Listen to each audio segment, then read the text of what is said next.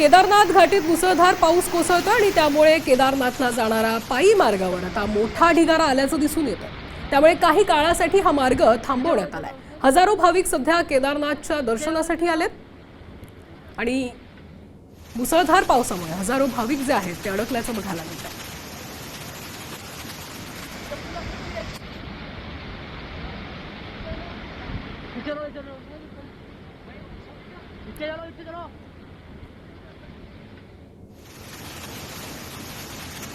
तर केदारनाथमधली ही दृश्य आपण बघतोय। केदारनाथमध्ये देखील मुसळधार पाऊस कोसळतोय आणि त्याच्यामुळे तिथे गेलेले जे भाविक आहेत ते हजारो भाविक या पावसामुळे अडकल्याचं बघायला मिळतंय।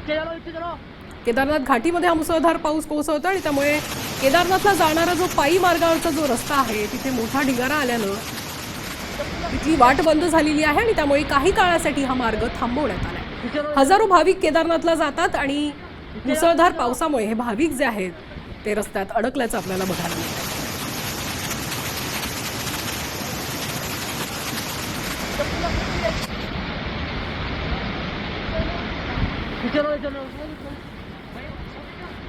चलो